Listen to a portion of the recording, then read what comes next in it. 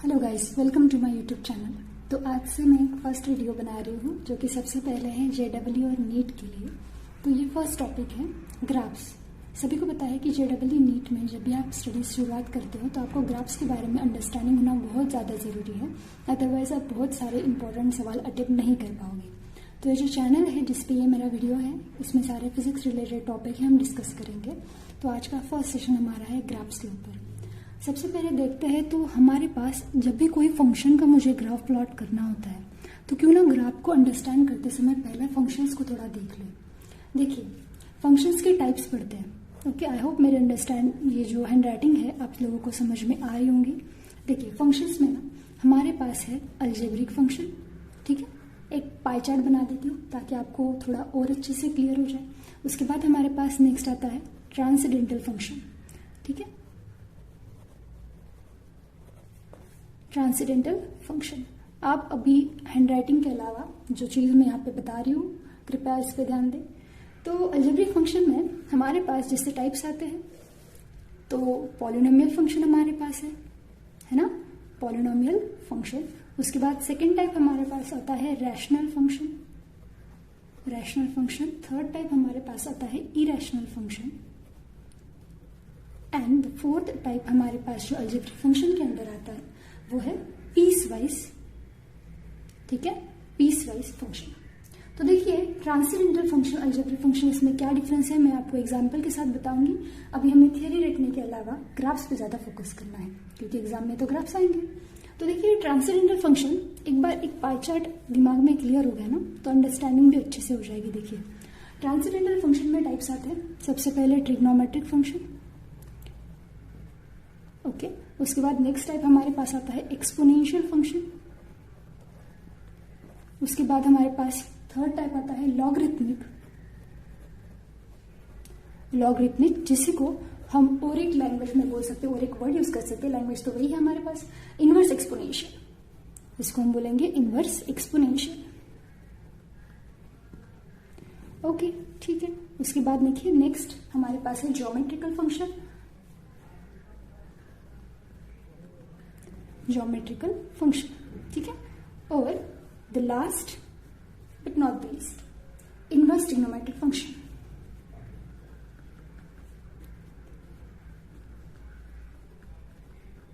Inverse trigonometric function, ठीक है। Okay, फिर से एक बार बता रही हूँ, हैंडराइटिंग पे ध्यान देने के अलावा भावनाएं समझें। देखिए, पीसवाइज फंक्शन को हम फिर से डिवाइड करेंगे तो ये पीसवाइज फंक्शन के थोड़े टुकड़े कर लेते हैं। देखिए, मॉड्यूलस फंक्शन इसमें आता है। उसके बाद एक आता है सिग्नम फंक्शन। उसके बाद आता है ग्रेटेस्ट इंटीजर फंक्शन, ठीक है, ग्रेटेस्ट इंटीजर फंक्शन। ये GIF व्हाट्सएप का नहीं है बिल्कुल भी।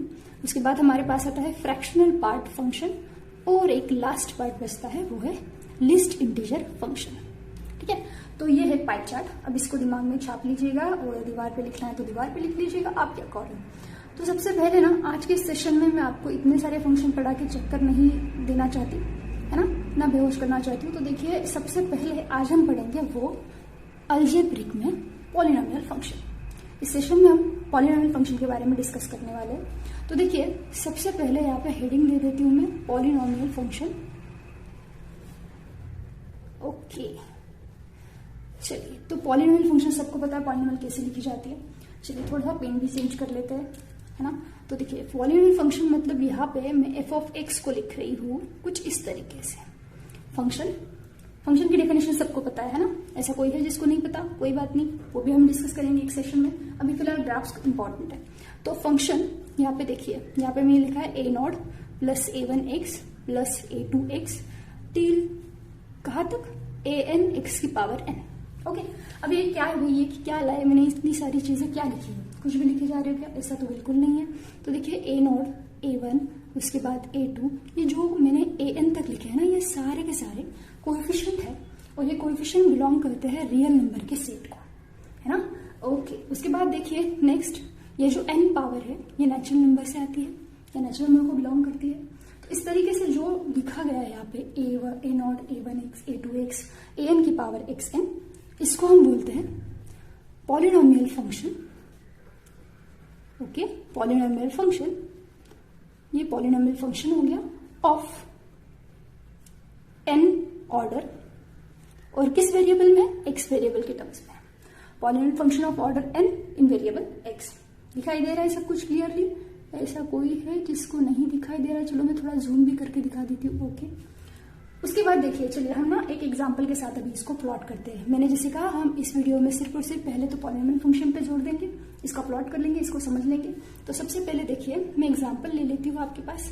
सबसे सिंपलेस्ट फंक्शन में लेती हूँ identity function, y equals to x, या फिर मैं इसको लिख सकती हूँ f of x equals to x। इसको क्या बोलते हैं? आइडेंटिटी। क्यों? क्योंकि यहाँ पे आइडेंटिटी फंक्शन, क्योंकि यहाँ पे x जो वैल्यू लेगा वही हमारे फंक्शन की वैल्यू रहेगी, है ना। तो इसको हम बोलते हैं आइडेंटिटी फंक्शन। एक मिनट, ओके, हाँ। तो अब देखिए, ये जो आइडेंटिटी फंक्शन है, सबसे पहले अगर आपको पता है कोई भी फंक्शन जब डिफाइन किया जाता है तब वहां पे इंपॉर्टेंट चीज होती है डोमेन एंड रेंज, है ना। डोमेन मतलब जहां से x को उठाया है वो सेट, और रेंज मतलब जिसको जहां पे मैप किया गया है। तो सबसे पहले आइडेंटिटी फंक्शन, जिसको मैंने y इक्वल्स टू x लिखा है, इसकी अगर मैं बात करूंगी तो x all over possible real axis की वैल्यू ले सकता है। तो इस फंक्शन की डोमेन रियल नंबर का सेट है। डोमेन जो है वो रियल नंबर का सेट है, और इसकी जो रेंज है ना भाई, वो भी क्या है, ये मैप कहाँ पे कर रहा है, आइडेंटिटी x की वैल्यू x में जाएगी, फंक्शन x की वैल्यू ले लेगा सीधा, तो इसकी रेंज भी रियल नंबर का सेट है। ओके, अब हमारे लिए तो इम्पोर्टेंट है ग्राफ, है ना, क्योंकि ये तो सेशन ग्राफ का था। तो ये x एक्सिस हो गया, ये y एक्सिस हो गया, है ना। चलिए, तो अगर मैं y इक्वल्स टू x को प्लॉट करूंगी, आप बोलोगे बच्चे क्या इतना सिंपल प्लॉट बता रहे हो? क्यों नहीं बताएंगे, क्योंकि इसी से तो बाकी प्लॉट समझ में आएंगे। देखिए, ये आ गया स्ट्रेट लाइन इस तरीके से, जो फर्स्ट और थर्ड एक्सिस में आ रहा है, और यहाँ पे 45 डिग्री का एंगल बना रहा है। कितना एंगल बना रहा है? 45 डिग्री का। ये तो बहुत ही बेसिक फर्स्ट आइडेंटिटी प्लॉट हो गया, और इसको अगर आप अच्छे से देखोगे तो पता चलेगा this is the polynomial of order 1, है ना। ये पॉलिनोमियल है ऑर्डर 1 की। इस पॉलिनोमियल फंक्शन में अगर मैं सब कोएफिशिएंट को 0 पुट कर दूं, एक्सेप्ट a1 को 1 पुट करूं, तो मुझे वहां f of x equals to x मिलेगा। मतलब this is the polynomial of order 1। ठीक है, ओके।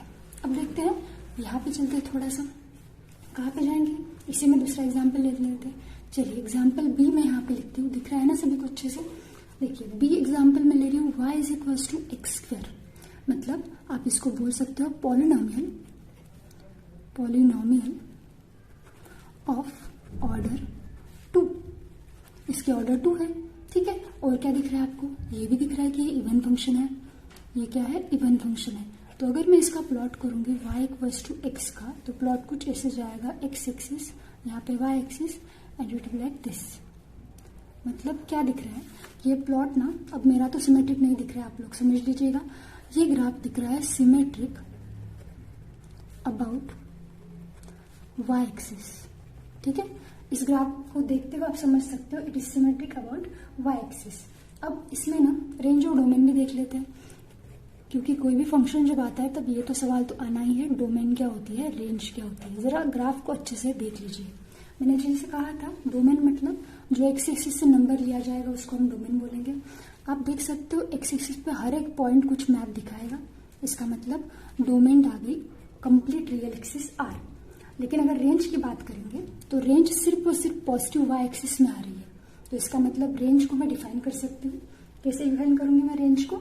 आप real number minus negative part ऐसे बोल सकते हो, या फिर आप इसको बोलोगे 0 को इंक्लूड करना है और पॉजिटिव इन्फिनिटी तक जाना है ना। ये आएगा ग्राफ हमारा, जो कि दिख रहा है हमें इवन फंक्शन है और सिमेट्रिक है, वाई के दोनों साइड में ग्राफ का नेचर सेम है। ओके, इस तरीके से ग्राफ का नेचर यहाँ पे सेम है। अब आगे देखते हैं। देखिए, ये हो गया एक एग्जाम्पल। उसके बाद सी पार्ट देखते हैं, या फिर सी एग्जाम्पल देखते हैं। y equals to x cube, power odd है ना, तो इसको मैं बोल सकती हूँ पॉलिनोमियल ऑफ ऑर्डर 3। ओके, क्या दिख रहा है? ये ऑड फंक्शन है। ये क्या है? ऑड फंक्शन है। ओके, अब ये अगर ऑड फंक्शन है, अगर इस तरीके से ये ऑड फंक्शन है, तो देखिए इस ऑड फंक्शन का प्लॉट भी आपको पता होगा। इस तरीके से इसका प्लॉट आता है। देखिए, ये एक्स एक्सिस रहा, ये ओरिजिन रहा और ये वाई रहा। जब भी आपको इंटरव्यूज में आगे जाके या फिर ग्राफ प्लॉट करने के लिए पूछते हैं ना, तब एक एक पॉइंट लेके अगर आप प्लॉट करोगे तो बहुत ही गंदा एक्सप्रेशन बनेगा। तो इसका मतलब ये है कि आपको इस तरीके से प्रैक्टिस होनी चाहिए ग्राफ कैसे प्लॉट करना है। तो अब देखिए ये जो ग्राफ है ना y equals to x cube का, ये फर्स्ट क्वाड्रेंट में आपको दिखेगा एंड थर्ड क्वाड्रेंट में आपको दिखेगा इस तरीके से। तो इस ग्राफ में हम बोलेंगे it is symmetric about origin, origin के अबाउट सिमेट्रिक दिख रहा है, या फिर it is symmetric about opposite quadrant. इसको क्या बोलेंगे हम, it is symmetric about opposite quadrant. Okay, और यू कैन से ओरिजिन।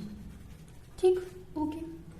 अब आगे क्या, इसकी भी डोमेन आर पे है ना, डोमेन मतलब जहां से एक्स एक्सिस उठाया गया है, और इसकी रेंज तो ऑल ओवर मैप कर रही है वाई एक्सिस पे।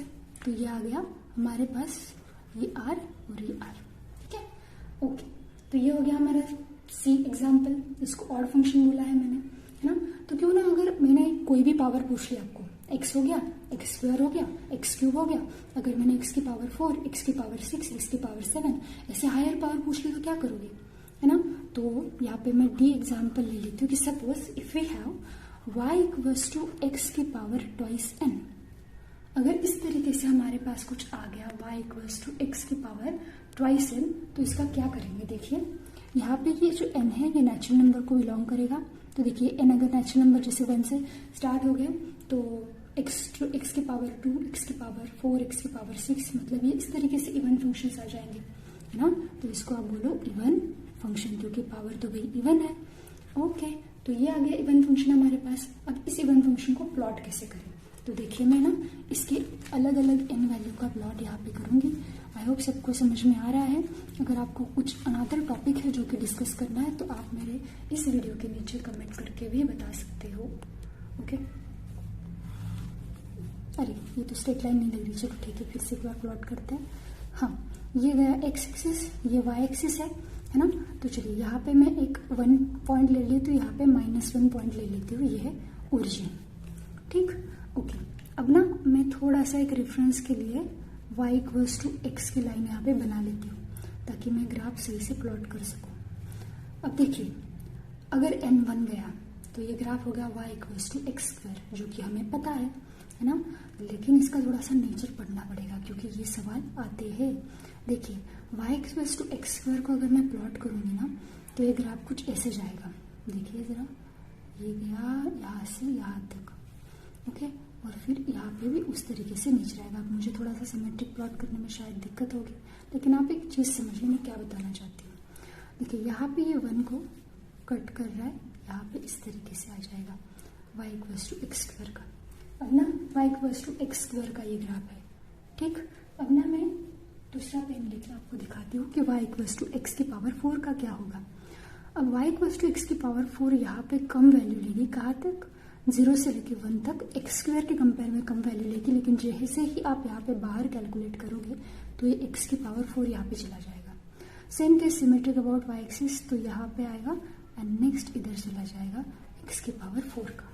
क्या समझा यहाँ से ये चीज़ समझी कि अगर आप देखोगे इस ग्राफ को सही से तो आपको समझ में आएगा कि एक्स स्क्वायर की वैल्यू ज़्यादा है एज कम्पेयर टू एक्स की power 4, as compare to x की power 6, as compare to x की पावर 8। किसके लिए भाई, किस रेंज के लिए, फॉर ऑल एक्स। कहाँ से लेके कहाँ तक, देखिए -1 से लेके +1 रेंज में लोवेस्ट पावर का एक्स वैल्यू ज़्यादा दे रहा है। तो यहाँ पे हम लिखेंगे एक्स बिलोंग्स टू -1 से लेके +1 तक। और यही अगर मैंने ऑर्डर सही से चेक की आउट ऑफ दिस रेंज -1 के पीछे और 1 के आगे, तो मुझे एक चीज़ समझ में आएगी, यहाँ पे एक्स स्क्वायर लेस है एक्स की पावर 4 से, लेस देन एक्स की पावर 6, एक्स की पावर 8, इस तरीके से। फॉर इसकी रेंज देखो क्या आएगी, -1 से -∞ तक। तो ये आएगा एक्स बिलोंग्स टू, कहाँ से लेके कहाँ तक, -∞ से लेके -1 यूनियन किसके साथ, 1 से लेके ∞ तक। इस तरीके से ग्राफ आएगा। तो ये भी सिमेट्रिक अबाउट वाई एक्सिस है। ठीक है, ओके।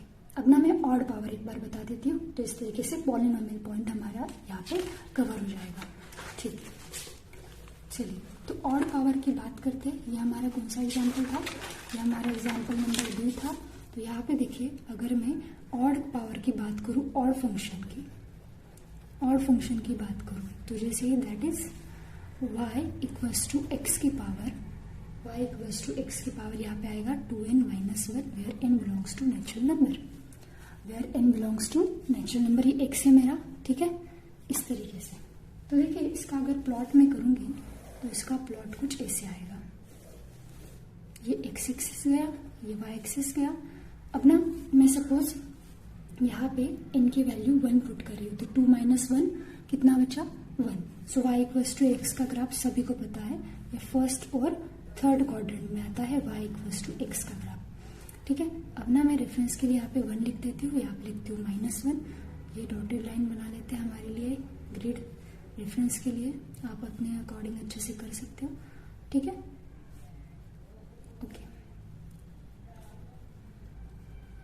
ये 1 है, ये -1 है। अब देखिए मुझे हायर पावर्स करनी है, n की वैल्यू में अगर 2 पुट करूँगी तो 4 माइनस 1 यानी x³ है ना, तो x³ का ग्राफ देखिए कैसा जाता है, ये रहा हमारे पास x³, यहाँ पे जाएगा x³ कुछ इस तरीके से, ओके, ये गया हमारे पास x³। देन अगर मैं x की पावर आगे प्लॉट करूँगी 5, तो ये यहाँ पे नीचे जाएगा, यहाँ पे जाएगा x की पावर 5, यहाँ पे कुछ ऐसे जाएगा और यहाँ पे आ जाएगा x की पावर 5। समझ लो आप सब लोग ग्राफ को क्या हो रहा है भाई, यहाँ पे ना देखो, जब x कहाँ से लेके कहाँ तक, 0 से लेके 1 तक, या फिर 1 से इन्फिनिटी, पहले ये वाला पार्ट करती हूँ। अगर 1 से लेके इन्फिनिटी के रेंज में जहाँ पे x है, पहले सबसे कम x, then x³, then x की पावर 5, मतलब क्या, उस रेंज में हमें x की वैल्यू कम, देन x³, देन x की पावर 5, इस तरीके से वैल्यू मिलेगी। अगर मैं 0 से 1 रेंज देखूंगी तो x बिलोंग्स टू 0,1, इस रेंज में हमें ये पता चलेगा, देखो ये लोवेस्ट किसका है, x की पावर 5 का, फिर x³ का, फिर x का, तो यहाँ पे आप लिख सकते हो x greater than x³ is less than, sorry, greater than x की पावर 5, इस तरीके से आ जाएगा, है ना, ओके। और क्या करेंगे, और देखो ये वाली रेंज x बिलोंग्स टू -1 से लेके 0 तक, इस रेंज में क्या है, ज्यादा कौन है, x की पावर 5, फिर तो लिखो x लेस देन, मतलब इसी के जैसे आएगा, x³ लेस देन x की पावर 5, और फिर लास्ट वाला पार्ट, तो x बिलोंग्स टू कहाँ से लेके, -∞ से के लिए -1। अब ना देखो ये पार्ट और ये पार्ट, यहाँ पे बिहेवियर सेम आ रहा है, तो ये पार्ट और ये पार्ट भी सेम आ जाएगा, तो यहाँ पे आप लिखोगे क्या, x greater than x³ greater than x की पावर 5, इस तरीके से, ठीक है। तो इस तरीके से हमने ये चीज देखी कि odd powers and even powers of x में फंक्शन को कैसे प्लॉट करें, क्या समझा।